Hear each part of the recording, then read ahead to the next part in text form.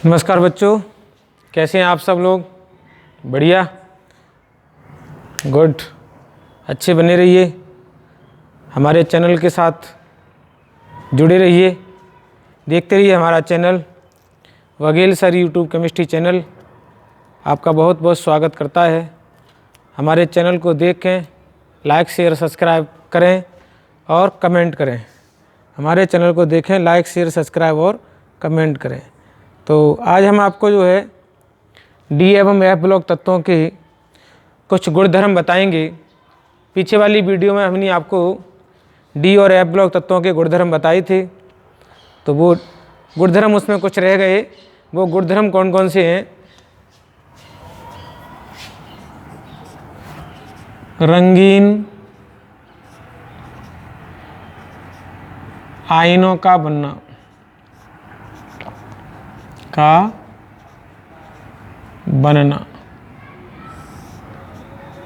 देखिए क्या है कि जो संक्रमण तत्व होते हैं उनमें परिवर्ती संयोजकता होती है, और परिवर्ती संयोजकता के कारण उनके जो आयन होते हैं या वो स्वयं धातुएं जो होती हैं वो अयुग्मित इलेक्ट्रॉन रखती हैं। क्या रखती हैं? अयुग्मित इलेक्ट्रॉन। उनके डी कोष में या एस उपकोष में कैसे रहते हैं? अयुग्मित इलेक्ट्रॉन रहते हैं, जिन अयुग्मित इलेक्ट्रॉन के कारण उनमें एक संकरण चालू हो जाता है, उसे कहते हैं डी संक्रमण। क्या कहते हैं इसको? डी संक्रमण। डी संक्रमण हो जाता है, और डी संक्रमण के कारण इलेक्ट्रॉन जो हैं वो ऊर्जा का प्रकीर्णन करते हैं। जब ऊष्मा का प्रकीर्णन करते हैं, विकिरणों का प्रकीर्णन करते हैं, तो वो विकिरणें जो हैं वो दृश्य क्षेत्र में अलग अलग रंग की दिखाई देती हैं। दृश्य क्षेत्र में अलग अलग रंग की दिखाई देती हैं, और अलग अलग रंग की दिखाई देने के कारण उनके जो रंग होते हैं वो पूरक रंग में दिखाई देती हैं।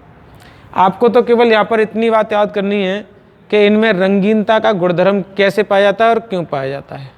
तो जो भी धातुएं हैं, तत्व हैं, उनके यौगिक हैं, उनके पदार्थ हैं या उनके आयन हैं, अगर उनके पास जो है अयुग्मित इलेक्ट्रॉन पाए जाते हैं, अयुग्मित इलेक्ट्रॉन, अगर अयुग्मित इलेक्ट्रॉन हैं जिन्हें हम n बराबर से शो करते हैं, उनकी संख्या 1 2 3 4 5 6 इस तरीके से होती है, तो वो क्या होते हैं? डी संक्रमण करते हैं। और डी संक्रमण के कारण उनके आयन कैसे होते हैं? रंगीन आयन बन जाते हैं। बात करते हैं हम आपकी यहाँ पर स्कैंडियम की। स्कैंडियम का परमाणु क्रमांक 21 होता है, तो 21 इसका परमाणु क्रमांक है। तो यह क्या होगा हमारे पास? 3D यानी बाह्य कोश का देखेंगे तो हम आर्गन 18, ये अंदर का पूरा कोश जो है वो भरा होता है, और बाहर बचेंगे 3D में 1 इलेक्ट्रॉन और 4s में 2 इलेक्ट्रॉन। अभी ये जो है स्वयं भी कैसा होगा? 1 इलेक्ट्रॉन रखने के कारण ये स्वयं रंगीन प्रकृति का होगा। कैसा होगा? ये रंगीन प्रकृति का होगा, रंगीन प्रकृति का। अब आगे की जो बात करेंगे, जब हम इनके बाह्य कोश के सारे इलेक्ट्रॉन को निकाल दें तो ये बनेगा Sc+ के 3 ऑक्सीकरण अवस्था में। Sc+ के 3 ऑक्सीकरण अवस्था में बनेगा तो आर्गन इसका 18 बचेगा, और जब आर्गन 18 बचेगा तो आर्गन 18 के कारण इसमें क्या होते हैं? n बराबर हो जाएगा 0। n बराबर 0 हो जाएगा तो ये हो जाएगा रंगहीन, अर्थात वे धातु, आयन या संकुल यौगिक जिनके बाह्य कोश में क्या होते हैं? अयुग्मित इलेक्ट्रॉन होते हैं। अयुग्मित इलेक्ट्रॉनों के कारण वो डी संक्रमण की क्रिया करते हैं, और डी संक्रमण की क्रिया करने से वे रंगीनता का गुण प्रदर्शित करते हैं। ठीक है, तो ये हमारे क्या हुए? ऐसे ही हमारे क्या है? Zn की बात करें तो Zn का परमाणु क्रमांक 30 होता है, और यहाँ पर क्या होगा? आर्गन 18, 4s2 और 3d 10।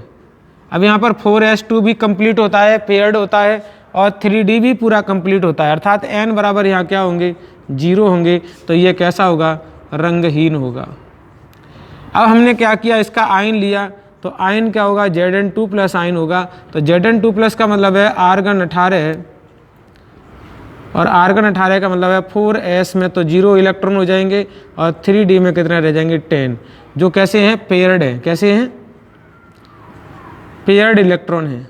अब पेयर्ड इलेक्ट्रॉन में तो n बराबर क्या होगा? 0, अर्थात अभी भी ये कैसा होगा? रंगहीन प्रवृत्ति का होगा। इसी प्रकार हमने क्या ले लिया? हमने ले लिया Cu, और Cu का परमाणु क्रमांक कितना होता है? 29 होता है। तो जब Cu का परमाणु क्रमांक 29 है तो यहाँ होगा एर्गन 18, 18 आर्गन, और 4s में 1, और 3d में कितने होंगे? 10। तो 3d में 10 इलेक्ट्रॉन होने के कारण, 3d में 10 इलेक्ट्रॉन होने के कारण ये तो पेयर्ड हो गया, और यहाँ पर क्या है? एक अयुग्मित इलेक्ट्रॉन बचेगा। तो n बराबर हमारा मान कितना आएगा? 1, अर्थात ये कैसा होगा? रंगीन होगा। कैसा होगा? ये रंगीन होगा। अब हम क्या कर रहे हैं? इसके Cu2 प्लस ले रहे हैं, तो Cu1 प्लस जो है उसका क्या होगा? उसमें हमारे आर्गन 18, और 4s में से हमारा इलेक्ट्रॉन चला जाएगा, और 3d में कितने बचेंगे? 10 इलेक्ट्रॉन बचेंगे, अर्थात n बराबर हमारा कितना होगा? 0, और ये कैसा हो गया? रंगहीन। क्योंकि d में कितने इलेक्ट्रॉन रहते हैं? 10 रहते हैं, सभी पेयर्ड हो गए। यहाँ जो अनपेयर्ड इलेक्ट्रॉन था वो चला गया, और जब अनपेयर्ड इलेक्ट्रॉन चला गया तो अपने पे क्या बच गया? अपने पास अयुग्मित इलेक्ट्रॉनों की संख्या 0 हो गई, और जब अयुग्मित इलेक्ट्रॉनों की संख्या 0 हो गई तो वो जो है कैसा हो जाएगा? रंगहीन हो जाएगा। अगला जो इसका +2 ऑक्सीकरण अवस्था होती है वो देखेंगे। तो Cu+2 में जब लेंगे तो हमारा क्या होगा? आर्गन 18, और 3d में से 1 इलेक्ट्रॉन चला जाएगा। अगर 3d में कितने बचेंगे? 9। जब 3d में 9 इलेक्ट्रॉन बचते हैं तो 9 इलेक्ट्रॉन बचने के कारण इसमें क्या बचता है? एक अनपेयर्ड इलेक्ट्रॉन बचता है। n बराबर क्या बचेगा? 1। वो कैसे बचेगा? देखिए, हमने इसमें कितने होते हैं? 5 ऑर्बिट होते हैं, तो 1, 2, 3, 4, 5, 6, 7, 8, 9, ये हमारा क्या हो गया? अनपेयर्ड इलेक्ट्रॉन हो गया। तो इस अनपेयर्ड इलेक्ट्रॉन के कारण इसमें क्या होगा? dd संक्रमण होगा। dd संक्रमण होने से ये किस तरीके से रंगीनता का गुण प्रदर्शित करते हैं, अर्थात इनके आयन धातुएं अयुग्मित इलेक्ट्रॉन रखने के कारण dd संक्रमण की क्रिया करते हैं, जिससे वो दृश्य क्षेत्र में अलग अलग तरंगदैर्ध्य और आवृत्ति का विकिरण उत्पन्न करते हैं, जो अलग अलग रंग के दिखाई देते हैं। इसे अगला जो बिंदु लेंगे वो हम लेंगे आपकी मिश्र धातु का। अगला जो टॉपिक आएगा वो आएगा इसका मिश्र धातु का। मिश्र धातु बनना।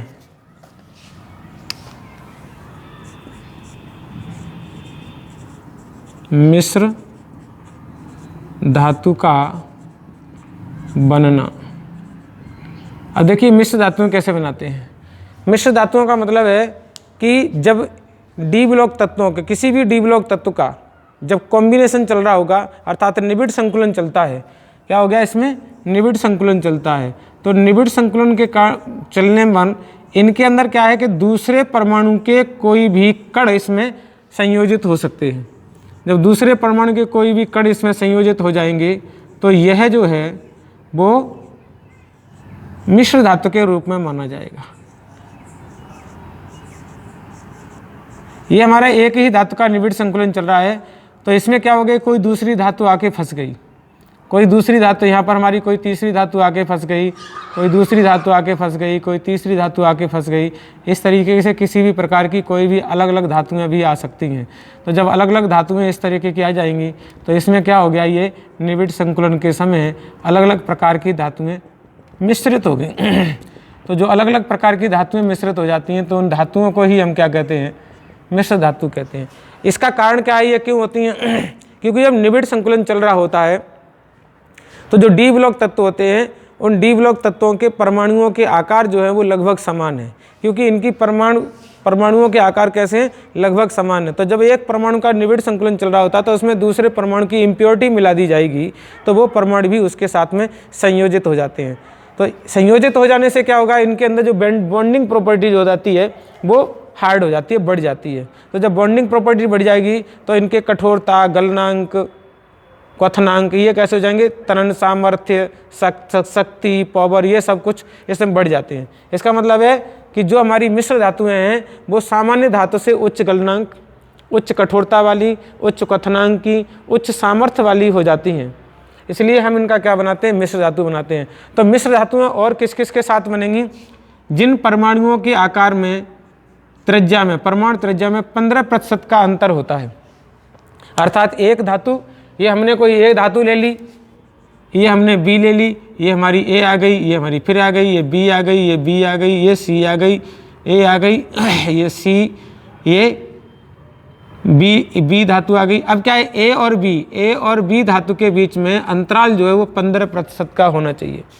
15% अधिक अंतराल होगा तो इनकी परमाणु त्रिज्या में, यानी जिन धातुओं की परमाणु त्रिज्या में 15% से अधिक का अंतराल होता है वो परमाणु मिश्र धातु बनाने में असफल रहते हैं, अर्थात उनकी मिश्र धातु नहीं बनती हैं और कम बनती हैं, बनेंगी तो भी बहुत कम बनेंगी। जिनके परमाणु त्रिज्या में 15% से कम का अंतराल रहता है उनके आकार कैसे हो जाते हैं, लगभग समान हो जाते हैं। लगभग समान होने के कारण वो जो है वो मिश्र धातु बनाते हैं, और मिश्र धातु के कारण उनमें उच्च सामर्थ्य, उच्च गलनांक, उच्च कठोरता, तन्यता, ये गुणधर्म उसके अंदर बढ़ जाते हैं। तो इस गुणधर्मों के बढ़ने के कारण क्या है, धातुओं के जो अन्य उपयोग लिए जाते हैं वो मिश्र धातु के रूप में हम लेते हैं। ठीक है, इसके बाद अगली जो हेडिंग आएगी वो अगली हेडिंग, इसकी लास्ट प्रॉपर्टीज है वो है अंतराकाशी यौगिक। अंतराकाशी यौगिक। अब देखिए अंतराकाशी यौगिक का मतलब क्या है कि जब हमारे डी ब्लॉक के जो एलिमेंट है जब उनके अंदर निबिड़ संकुलन चल रहा होगा, ठोस अवस्था में जब आएंगे तो उनके कणों के बीच में रिक्तका बन जाती है। कणों के बीच में क्या रहता है, रिक्तका, यानी खाली स्थान रह जाता है। जिस खाली स्थान के कारण उनमें ये जैसे कैविटी रह गई, ये हमारी क्या है, ये हमारे पास कैविटी बन गई। ये कैसी है, अंतराकाशी है, अंतराकाशी स्थान। अब ये अंतराकाशी स्थान, जितना बड़ा स्थान है उससे छोटे आकार के कोई भी परमाणु इसमें आकर के फंस जाएंगे। तो जब आकर के फंस जाएंगे वो कौन कौन से होंगे, कार्बन है, नाइट्रोजन है, हाइड्रोजन है ना। तो ये कार्बन, नाइट्रोजन, हाइड्रोजन, जिसके जो अंतराकाशी स्थल है उस अंतराकाशी स्थल के स्थान से छोटे आकार के जो कण हैं, परमाणु हैं, वो जब इसके अंदर फंस जाते हैं तो उन्हें हम क्या कहते हैं, अंतराकाशी यौगिक कहते हैं। और अंतराकाशी यौगिक हो जाने के कारण इनका गलनांक, क्वथनांक और सामर्थ्य, कठोरता, ये गुणधर्म भी बढ़ जाते हैं। तो ये हमारे रहे क्या डी ब्लॉक तत्वों में, जिसके एग्जाम्पल भी आप देखेंगे तो वो हो गया TiO, TiC, MN3N, TiH, ये 1.7 तक चला जाता है। तो ये टाइटेनियम के और भी दूसरे हैं, यानी और भी दूसरे, जरूरी नहीं टाइटेनियम का है, वेनेडियम के भी आएंगे, मैग्नीज के भी आएंगे। इस प्रकार की ये क्या होती हैं, अंतराकाशी धातुएं हो जाती हैं। ठीक है, तो ये हमारे क्या रहे, भौतिक गुणधर्म रहे जो डी ब्लॉक तत्वों के। इससे आगे जो आप पढ़ेंगे प्रॉपर्टीज में वो आप 2 टॉपिक पढ़ेंगे इनके, ऑक्साइड। क्या पढ़ेंगे, ऑक्साइड। चलिए ऑक्साइड भी यहीं बता देता हूँ। Oxide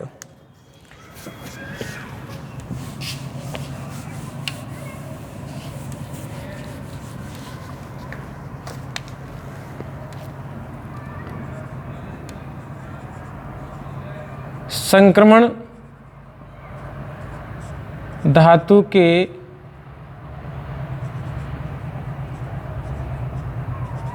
oxide.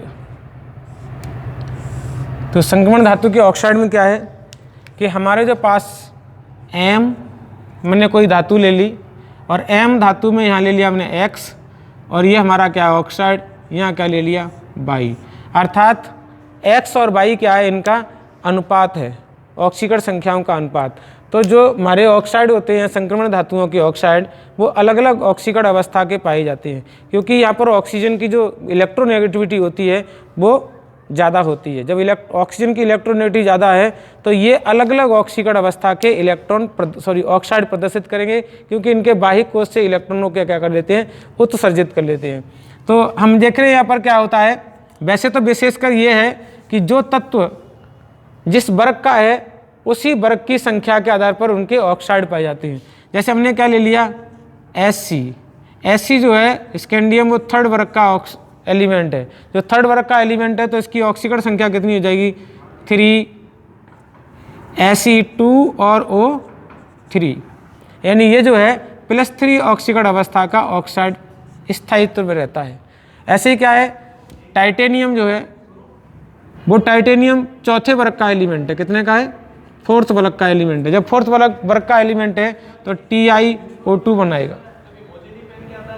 क्या नहीं आता है? ये Ti जो है O2 बनाएगा। तो अलग अलग ऑक्सीकरण अवस्थाएं, पीछे हमने जो ऑक्सीकरण अवस्था का टॉपिक पढ़ाया था, पॉइंट पढ़ाया था, उस पॉइंट में बताया था कि हर तत्व जो है वो अलग अलग ऑक्सीकरण अवस्था के होते हैं। तो अलग अलग ऑक्सीकरण अवस्था के हैं तो वो ऑक्साइड के साथ इस प्रकार के ऑक्साइड बनाएंगे। आगे जो हमारा बिंदु रहेगा, जैसे हमने ले लिया Mn जो है वो 7वें वर्ग में है।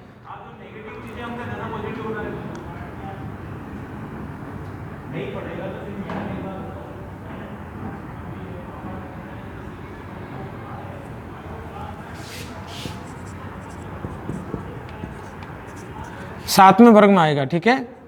तो जब ये 7वें वर्ग में आएगा तो Mn2O7 जो इसका ऑक्साइड है वो अधिक स्थायित्व की अवस्था में पाया जाएगा। तो इसकी जो ऑक्सीकरण संख्या है वो कितनी है? +7 है, ठीक है। ऐसे ही क्या होगा, Cu2O होता है, ZnO होता है, यहाँ इसकी +K2 ऑक्सीकरण अवस्था है, यहाँ इसके +K1 है, अर्थात ये फर्स्ट A वर्ग का है, ये सेकंड A वर्ग का एलिमेंट है। तो बहुत सारे ऑक्साइड जो है वो अपनी अपनी विशेषकर अपनी अपनी ऑक्सीकरण अवस्था वर्ग के समान, जो भी उनकी वर्ग हैं उस वर्ग के समान ऑक्सीकरण अवस्था में ही ऑक्साइडों को स्थायित्व प्रदान करते हैं। कुछ धातुएं ऐसी भी हैं जो अलग अलग प्रकार के ऑक्साइड भी बनाते हैं, कुछ धातुएं ऐसी भी हैं जो अलग अलग प्रकार के ऑक्साइड बनाते हैं। जैसे हमारे पास क्या है, Fe, आयरन का जो ऑक्साइड है वो Fe2O3, इसका मतलब यहाँ पर इसकी ऑक्सीकरण संख्या कितनी है? +K3, लेकिन ये इसके वर्ग का नहीं है। इसका जो ऑक्साइड है वो FeO भी है, यहाँ इसकी जो ऑक्सीकरण संख्या है वो +K2 है, तो ये इसकी वर्ग संख्या भी नहीं है। तो कुछ अपवाद भी है इसमें।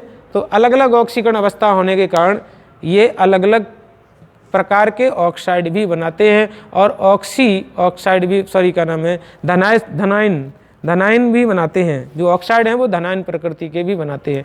तो अभी जो हमारी बात रही इनमें, आगे जो हम ले रहे हैं इसमें संक्रमण धातुओं के ऑक्साइड लेंगे। संक्रमण धातु के ऑक्साइड। अब उन ऑक्साइडों में दो हमारे यौगिक हैं, ऑक्साइडों के यौगिक कर लो, ऑक्साइडों के यौगिक। अब वो दो ऑक्साइड जो है वो उनके दो यौगिक ये रहे। कौन कौन से दो यौगिक रहे? K2Cr2O7, दूसरा कौन सा है? KMnO4। कौन से है? K2Cr2O7 और KMnO4। तो इसका नाम क्या है? पोटेशियम डाइक्रोमेट, और इसका नाम क्या है? Potassium permanganate. Potassium permanganate. तो ये हमारा क्या है? Potassium permanganate. ये हमारा क्या है? Potassium dichromate. इनका हमारे दैनिक जीवन में उपयोग है, तो हम इनके टॉपिक अब आगे पढ़ेंगे, ठीक है।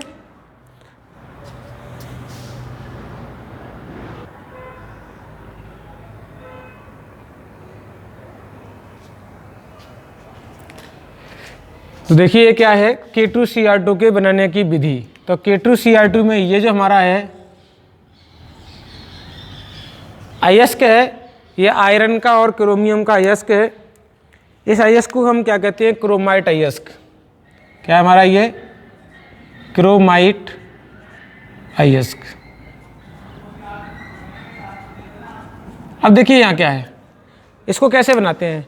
हमने लिया क्रोमाइट अयस्क, उसको सोडियम कार्बोनेट के साथ फ्यूज कर लिया, और फ्यूज करने के बाद हमने उसमें ऑक्सीजन गैस प्रवाहित कर दी। तो जब ऑक्सीजन गैस प्रवाहित कर दी तो ये हमारा क्या प्राप्त हो जाएगा? सोडियम का क्रोमेट प्राप्त हो जाएगा, सोडियम क्रोमेट। और सोडियम क्रोमेट ये हमारा ठोस अवस्था में आएगा, ये हमारी गैस प्राप्त होगी। ये जो हमारा प्राप्त होगा वो एक्वस रूप में प्राप्त होगा। किसमें? एक्वस विलयन में चला जाएगा। तो इस तरीके से क्या है, जो अयस्क है उस अयस्क में से क्रोमियम जो है वो क्रोमेट, सोडियम के क्रोमेट के रूप में, विलयन के रूप में ये हमें प्राप्त हो जाएगा। अच्छा, जब हम उसमें क्या करेंगे, इसके अंदर हमारी क्या है? क्षारीयता बढ़ जाती है थोड़ी। जब क्षारीयता बढ़ जाती है तो उसकी क्रिया कैसे करा देंगे? हम अम्ल से करा देंगे। उसमें अम्ल डाल करके उसको हम क्रिया कराएंगे। तो अम्ल क्रिया कराने पे क्या होगा? हमारा सोडियम का डाइक्रोमेट शुरू हो जाएगा, सोडियम का डाइक्रोमेट हमें प्राप्त होगा। जो सोडियम का डाइक्रोमेट भी विलयन होगा, जो सोडियम क्रिस्टल जो रूप में प्राप्त होते हैं, सोडियम के डाइक्रोमेट के क्या प्राप्त होंगे, क्रिस्टल प्राप्त होते हैं, सॉलिड अवस्था में प्राप्त होने लगेगा। लेकिन इसकी जो विलेयता होती है वो विलेयता ज़्यादा होती है, तो विलेयता जब ज़्यादा है तो ये पानी में घुलनशील मात्रा में ज़्यादा प्राप्त होगा। उस विलेयता को कम करने के लिए या उसको ठोस अवस्था में प्राप्त करने के लिए हम क्या कर देते हैं, उसमें KCl मिला देते हैं। तो KCl मिलाने के कारण क्या होगा कि हमारा जो भी क्रोमेट आयन है, डाइक्रोमेट है, वो डाइक्रोमेट सोडियम डाइक्रोमेट से पोटेशियम डाइक्रोमेट में बदल जाता है, जिसकी जल में विलेयता कैसी होती है, जल में कम विलेय है। कैसा है, कम विलेय है। तो ये जल में कम विलेय होने के कारण ये जो डाइक्रोमेट है वो आसानी से हमें प्राप्त हो जाता है। तो ये तो रही इसकी क्या बनाने की विधि। अब आएंगे इसके क्या गुणधर्म, क्या आएंगे इसके गुणधर्म। तो गुणधर्म में नंबर 1 जो गुणधर्म होता है वो होते हैं भौतिक गुणधर्म। कैसे होते हैं, भौतिक गुणधर्म। तो अब भौतिक गुणधर्मों की बात करेंगे तो इसका क्रिस्टल जब आप देखेंगे तो ये नारंगी लाल रंग का होता है, नारंगी लाल रंग का होता है, और वो क्रिस्टलीय है, नारंगी लाल रंग का क्रिस्टलीय होता है। यह नारंगी लाल रंग का क्रिस्टलीय होता है, जिसके क्रिस्टल जो है वो कैसे होते हैं, चमकीले होते हैं। अर्थात यह नारंगी लाल रंग का ठोस पदार्थ है जो क्रिस्टल के रूप में प्राप्त होता है, इसके क्रिस्टल चमकीले होते हैं।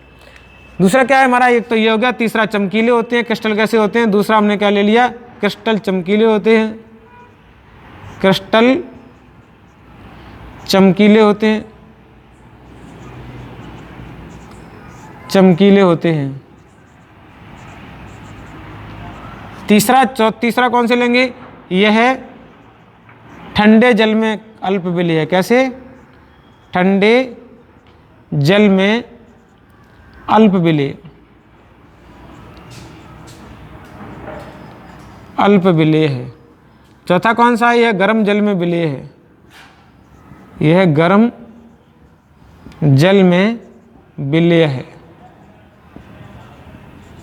तो इस प्रकार ये जो रहे उसके गुणधर्म रहे। इसमें गुणधर्म 2 ही 3 गुणधर्म इंपॉर्टेंट हैं। नारंगी लाल रंग का क्रिस्टलीय होता है, ठंडे जल में अल्प विलेय होता है, और गर्म जल में ये पूर्ण विलेय हो जाता है। ठीक है, तो इसके गुणधर्मों के बाद अब जो आएंगे गुणधर्म दूसरा, वो आएंगे रासायनिक गुणधर्म। क्या आएंगे, रासायनिक गुणधर्म।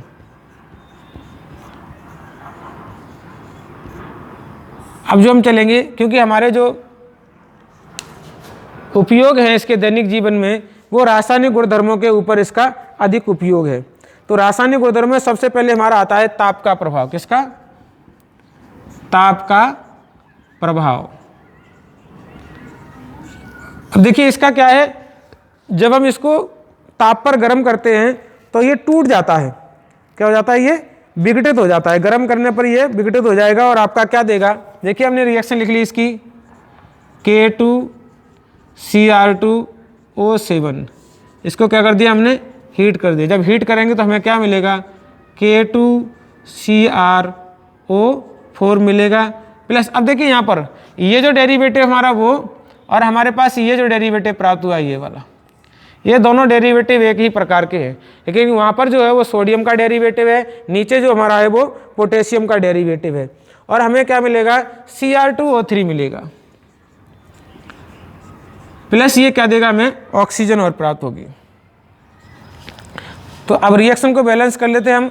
हमारे पास देखिए कितने हैं, यहाँ कर लेंगे 2 का गुणा,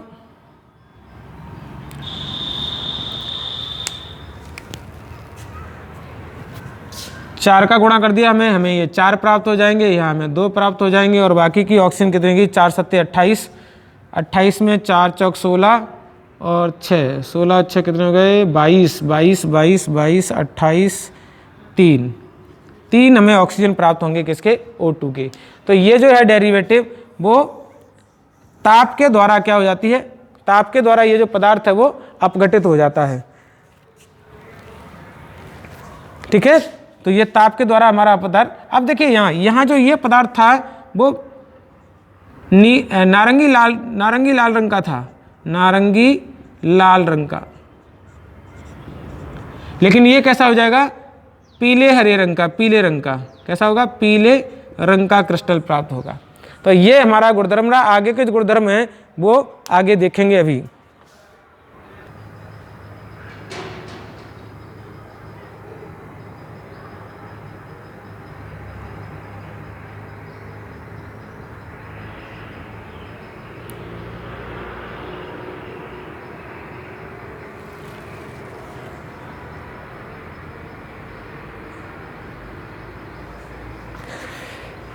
तो देखिए ये अब क्या करेंगे, सार के साथ क्रिया कराएंगे। तो जब हमारा पोटेशियम डाइक्रोमेट को KOH के साथ गर्म कर मतलब क्रिया कराएंगे तो हमें क्या मिलेगा, पोटेशियम का पीले रंग का, ये कैसे रंग का हो जाएगा, पीले रंग का। ये हरा पीला होगा, ये नारंगी लाल रंग का होगा, नारंगी लाल रंग का। तो जब हम सार के साथ अभिक्रिया कराएंगे तो ये किस में चला जाएगा, पीले हरे रंग के क्रोमेट आयन में चला जाएगा और हमारा क्या होगा, जलीय विलयन प्राप्त होगा। ये जो क्रिया है वो सारीय माध्यम से क्रिया कराएंगे तो हमें क्या प्राप्त होगा, ये क्या प्राप्त हो रहा है, क्रोमेट आयन प्राप्त हो रहा है और जल प्राप्त हो रहा है। अब हम अगर इसमें अम्ल मिला दें, इसमें क्या कर दें, अम्ल मिला दें, तो ये वापस क्रिया किस में चली जाएगी, डाइक्रोमेट में चेंज हो जाएगा। क्रोमेट आयन को, डाइक्रोमेट आयन को क्रोमेट आयन में चेंज करना है तो हम उसमें सार मिला देंगे, और क्रोमेट आयन को डाइक्रोमेट आयन में चेंज करना है तो उसमें हम क्या मिला देंगे, अम्ल मिला देंगे। लेकिन यह क्रिया जो है वो पीएच पर और सार पर, यानी अलग अलग पीएच पर अलग अलग तरीके से मूवमेंट करती रहती है। लेकिन एक निश्चित पीएच होता है 4, यानी 4 pH मान पर यह क्रिया जो है वो दोनों साइड चलती रहती है। अर्थात क्रोमेट डाइक्रोमेट में चलता रहता है, डाइक्रोमेट क्रोमेट में चलता रहता है, क्रोमेट डाइक्रोमेट में चलता रहता है। तो वो निश्चित pH है, यानी अम्लीय विलयन में हमारा क्या पाया जाता है, डाइक्रोमेट पाया जाता है, और सारीय विलयन में हमारा क्या हो जाता है, वो क्रोमेट बन जाता है। यदि हम इसमें सार की मात्रा बढ़ा दें तो वो हमारा क्या हो जाएगा, क्रोमेट में चेंज हो जाएगा, और अगर हम इसमें अम्ल की मात्रा मिला दें तो हमारा ये डाइक्रोमेट में चेंज हो जाता है। तो ये जो क्रिया रही वो हमारी किसके साथ रही, सार के साथ इसकी अभिक्रिया रही। इसके बाद अगली जो क्रिया पढ़ेंगे आप वो है सांद्र सल्फ्यूरिक अम्ल से क्रिया। तीसरा कौन सा है हमारा, सांद्र सल्फ्यूरिक अम्ल से क्रिया, अम्ल से क्रिया। अब सांद्र सल्फ्यूरिक अम्ल से क्रिया क्या करेंगे, हम इसमें सांद्र सल्फ्यूरिक अम्ल मिलाएंगे तो हमें क्या मिलेगा, हमें क्रोमिक अम्ल मिलेगा। यानी हमने लिया K2Cr2O7 प्लस हमने इसमें लिया H2SO4, तो हमारे पास क्या मिलेगा, हमें मिलेगा CrO3 प्लस हमें मिलेगा K2SO4 प्लस हमारे पास मिलेगा H2O प्राप्त हो जाना चाहिए। और तो इस तरीके की ये हमारी क्या मिलेगी, क्रिया प्राप्त हो रही है। अब इस रिएक्शन को क्या करेंगे, हम चेंज कर सकते हैं। देखिए यहाँ पर ज़्यादा H2O जाएंगे तो ये बाई सल्फेट के रूप में भी प्राप्त हो जाएगा आपको, ठीक है। तो रिएक्शन को जब बैलेंस करेंगे तो यहाँ हमने क्या कर लिया, 2 का गुणा कर लिया, और हमारे पास K कितने हो गए, हम यहाँ पर 2 का गुणा कर लेंगे। 2 का गुणा करने पर SO4 2 हो गए तो यहाँ हम 2 का गुणा कर लेंगे, और 2 का गुणा करने से हमारी रिएक्शन बैलेंस हो जानी चाहिए। 4 दूनी 8, 8 और 7 कितने हो गए, 15, 3 दूनी 6, 6 8 14 और 1 15, ये हमारी क्या हो गई, रिएक्शन कंप्लीट हो गई। तो इस तरीके से जब हम इसको पोटेशियम डाइक्रोमेट को अम्ल के साथ मिलाते हैं, यानी सांद्र सल्फ्यूरिक अम्ल के साथ मिलाते हैं तो हमें क्या मिलता है, क्रोमिक एनहाइड्राइड मिलता है। इसका नाम क्या है, क्रोमिक एनहाइड्राइड। एनहाइड्राइड हमें प्राप्त होता है। तो ये हमारी क्या रही, सांद्र सल्फ्यूरिक की अम्ल से पोटेशियम डाइक्रोमेट की सांद्र सल्फ्यूरिक अम्ल के साथ क्रिया रही।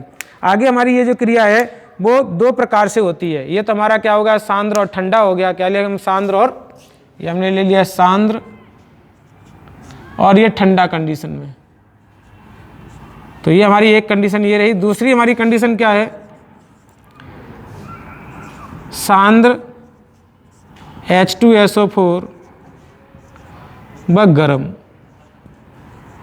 सांद्र H2SO4 वो गर्म में। अब हम क्या करेंगे, जो अम्ल मिलाया हमने वो हम गर्म मात्रा में मिलाएंगे। तो गर्म मात्रा में मिलाने से क्या हो जाता है, हमारा जो डेरिवेटिव है वो चेंज हो जाती है। तो हमने क्या लिया, K2Cr2O7 प्लस H2SO4। आगे हम क्या करेंगे, इसमें हमने हीट कर दिया और ये तो हमारा है ही सांद्र। तो आगे हमें जो प्राप्त होगा वो K2SO4 प्लस मिलेगा हमें Cr2SO4 का होल थ्राइस प्लस हमें प्राप्त होगा H2O प्लस प्राप्त होगा H2O।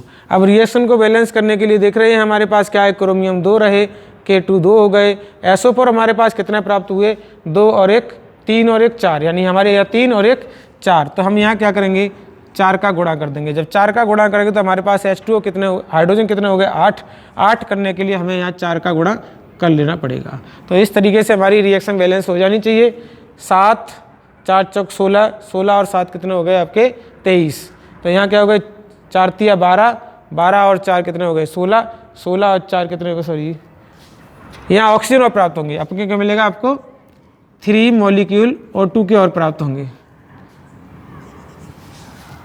तो कितने बचे आपके 4 चौक 16, 16 और 7 कितने हो गए 23, 23 में से 4 गए आपके 4 तिया 12, 12 और 4 16, 16 और 4 20, 20 और 3, यानी हमें क्या मिलेंगे 3 ऑक्सीजन प्राप्त होंगे, नवजात ऑक्सीजन। अब देखिए यहाँ पर एक डेरिवेटिव और चेंज हो गया हमारा। क्या मिला हमें कि जब ये सांद्र सल्फ्यूरिक अम्ल के साथ क्रिया करता है तो क्रिया करने के बाद हमें क्या देता है, ऑक्सीजन देता है। अब जब ये ऑक्सीजन हमें रिमूव करेगा देगा तो ये एक प्रकार के गुणधर्म के अंदर उपयोगी होगा। वो गुणधर्म हमारा है ऑक्सीकारक, अर्थात इसमें कौन सा गुण पाया जाता है, ऑक्सीकारक का गुणधर्म पाया जाता है, ऑक्सीकारक। यानी अब ये जो पदार्थ है वो दूसरे पदार्थों को ऑक्सीकृत करने का काम भी करेगा। तो हम क्या करेंगे, अब H2SO4 के ऑक्सीकारक K2Cr2O7 के ऑक्सीकारक गुणधर्म पढ़ेंगे, ठीक है।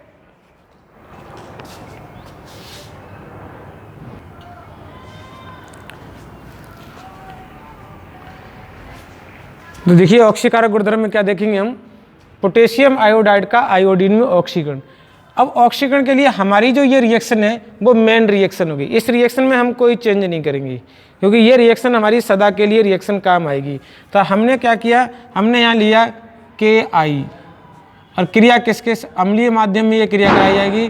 तो H2SO4 और H2SO4 यहाँ पे क्या होगा, इसका ऑक्सीडेशन होगा, ऑक्सीकरण होगा। तो ऑक्सीकरण होगा तो क्या मिलेगा हमें, K2SO4 प्राप्त होगा प्लस हमें क्या मिलेगा I2 प्राप्त होगी प्लस हमें मिलेगा H2O। अब इस